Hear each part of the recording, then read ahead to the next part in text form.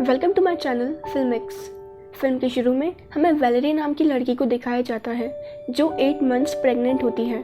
उसका पति टॉम बहुत ही खुश होता है, लेकिन वैलेरी उतना खुश नहीं होती क्योंकि इस प्रेगनेंसी की वजह से उसकी पर्सनल और प्रोफेशनल दोनों लाइफ में प्रॉब्लम आ रही होती है।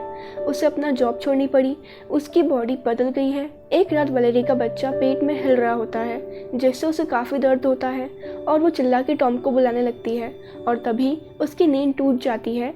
वो एक सपना था, लेकिन उसके कारण वो काफ़ी डर गई थी जिससे वो बाकी की रात सो नहीं सकती। आजकल उसे ऐसे सपने काफ़ी परेशान करते हैं, जिससे बाहर आने के लिए टॉम उसे एक योगा क्लास में ले जाता है जहां उसकी मुलाकात होती है एक जेनी नाम की लड़की से। जेनी भी वैलेरी की तरह प्रेग्नेंट होती है। फिर योगा क्लास के बाद टॉम और वैलेरी जब एक कैफ़े में जाते हैं वहाँ उनको जेनी दिखती है।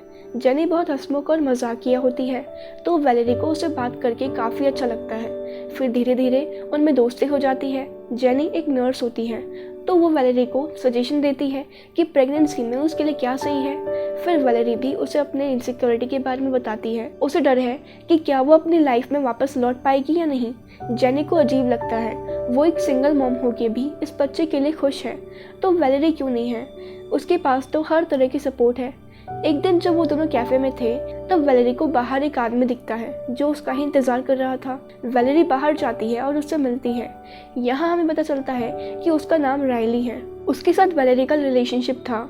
वैलेरी उसके साथ ब्रेकअप कर चुकी है, लेकिन राइली अभी भी उसे प्यार करता है। राइली उससे मिलना चाहता है, बात करना चाहता है, इसलिए वो कुछ दिनों से उसे लगातार कॉल किए जा रहा था। फिर वैलेरी मान जाती है और नेक्स्ट वेडनेसडे को मिलने बुलाती है इसी कैफे में।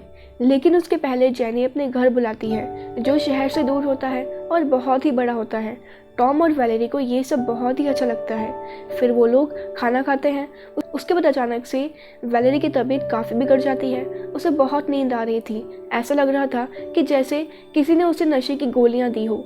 फिर टॉम उसे घर ले जाने लगता है, तभी जेनी टॉम के सिर पे एक कुल्हाड़ी मारती है और मार देती है। फिर वो उसकी लाश को पानी में फेंक देती है और उनकी कार अपने घर में छुपा देती है जहाँ पहले से ही काफ़ी पुरानी कार्स थी। यहाँ हमें पता चलता है कि जेनी प्रेग्नेंट नहीं है।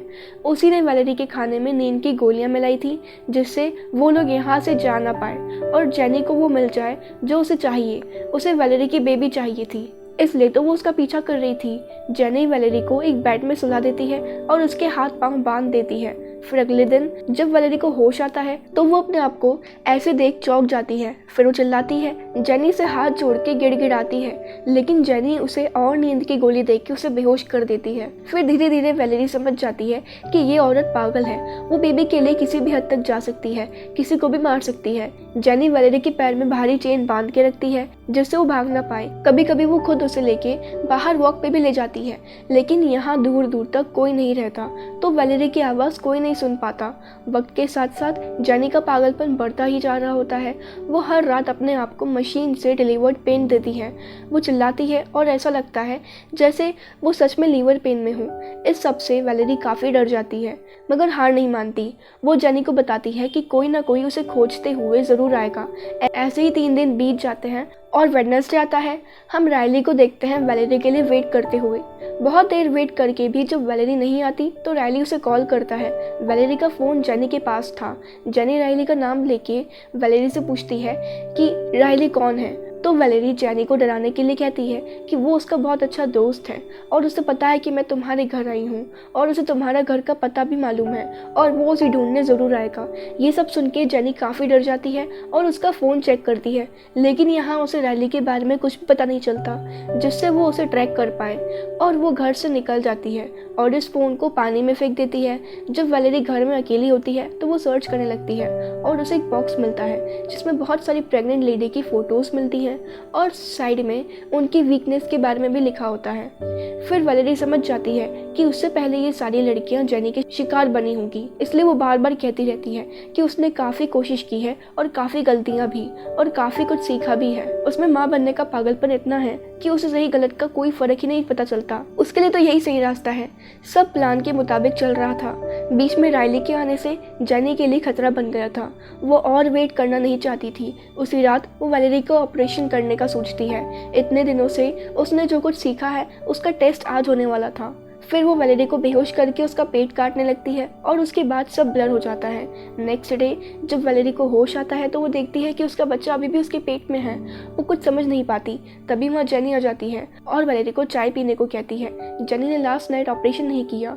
हर बार ऑपरेशन के वक्त बेबी मर जाता है, इसलिए उसने कोई खतरा नहीं उठाया। वो इस बेबी को जिंदा चाहती थी, इसलिए वो नेचुरल डिलीवरी करना चाहती है। दूसरी ओर रायली सच में वैलेरी को खोजने लगा था। वो उसके योगा क्लास में भी जाता है। फिर वो वैलेरी के घर में जाता है। घर की हालत देख रायली समझ जाता है कि वैलेरी हड़बड़ी में निकली होगी। उसे वहाँ कैलेंडर दिखता है जिसमें 10th डेट मार्क थी। नीचे जेनी का नाम था और उसका एड्रेस भी लिखा था। रायली को लगने लगता था कि वैलेरी खतरे में है, नहीं तो उसका फ़ोन कभी ऑफ नहीं आता था। वो उस एड्रेस पे जाता है। उधर वैलेरी को चाय पिलाने के बाद जेनी कुछ देर के लिए बाहर जाती है डिलीवरी की तैयारी करने के लिए, और खाली घर में वैलेरी फिर से सर्च करने लगती है। इस बीच कुछ न्यूज़पेपर मिलते हैं जिससे वैलेरी को पता चल जाता है कि ये जेनी शिकार और शिकारी दोनों हैं, कि जब वो छोटी थी तब वो प्रेग्नेंट हो गई थी, जो उसके मॉम डैड को पसंद नहीं था। तो जेनी का पेट काट के उसके बेबी को बाहर निकाल दिया और उसे इस घर में अकेला छोड़ दिया था। इसके कारण जेनी पागल हो गई। फिर उसे जब पता चला कि वो कभी भी प्रेग्नेंट नहीं हो सकती तो वो गुस्से में आकर उसने अपने मॉम डैड का खून कर दिया। ये सब जान के वैलेरी समझ जाती है कि क्यों जेनी एक बेबी के लिए इतनी पागल हो रही है। उसे भागना ही होगा अपने लिए और अपने बेबी के लिए। तभी दरवाजे पे कोई आता है। ये रायली था जो वैलेरी को खोजते हुए यहाँ तक पहुँच ही गया। उसकी आवाज़ सुन के वैलेरी पहचान जाती है और चिल्ला के हेल्प मांगती है। रायली दरवाज़ा तोड़ के अंदर आता है और चेन को तोड़ देता है और कहता है कि वो उसके बेबी को कुछ नहीं होने देगा, क्योंकि वो बच्चा टॉम का नहीं रायली का है। शायद इसलिए वैलेरी टॉम को इस बेबी के लिए खुश देख परेशान रहती थी। रायली हर हालत में वैलेरी को बचाना चाहता था, लेकिन तभी वहाँ पे जेनी पहुँच जाती है और उसके सिर पर कुल्हाड़ी मार के उसे मार देती है।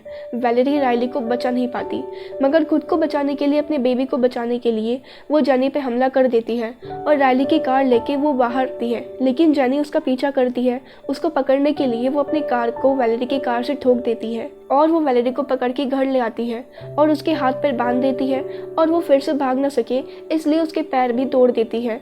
वैलेरी जेनी से कहती है कि मैं तुम्हारे बारे में जानती हूँ और मैं कहीं नहीं जाऊँगी, लेकिन जेनी उसकी बात को नहीं सुनती और कहती है कि तुम्हें डिलीवरी तक ऐसे ही रहना होगा।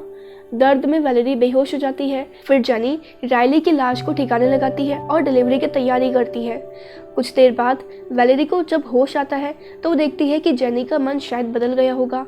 अब उसने उसके हाथ पैर खोल दिए हैं। वो इस मौके का फ़ायदा उठाते हुए कुल्हाड़ी लेके छुप जाती है। जब जेनी घर लौटती है तो उसे वैलेरी कहीं नहीं दिखती। फिर उसे बाथरूम में से उसकी आवाज़ आती है, लेकिन अंदर जाके जेनी का होश उड़ जाते हैं। वो देखती है कि वैलेरी कुल्हाड़ी को लेके अपने प्राइवेट पार्ट को वुंडेड कर चुकी है। बहुत ही खून निकल रहा है उसे। जेनी बेबी की लाश देखती है। अपने सपने को टूटता देख उसकी हालत खराब हो जाती है। वो पैनिक करने लगती है, लेकिन उसे पता ही नहीं था कि ये लाश बेबी की है ही नहीं।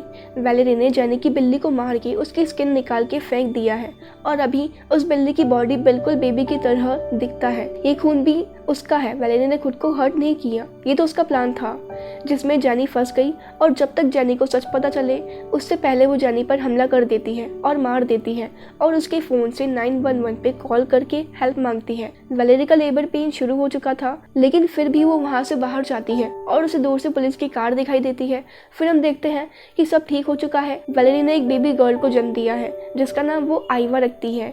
एक नर्स उसका बहुत ख्याल रख रही थी, लेकिन वैलेरी को उसमें जेनी दिख रही होती है, लेकिन वो बहुत जल्द खुद को संभाल देती है। इस हादसे से निकलने में उसे वक्त तो लगेगा जो वो अपने आप को देने के लिए राजी है। और ये फिल्म यहीं पे ख़त्म हो जाती है। दोस्तों, आपको ये मूवी एक्सप्लेनेशन कैसा लगा हमें कमेंट करके ज़रूर बताएं और वीडियो अच्छा लगा हो तो हमारे चैनल को सब्सक्राइब करना ना भूलें।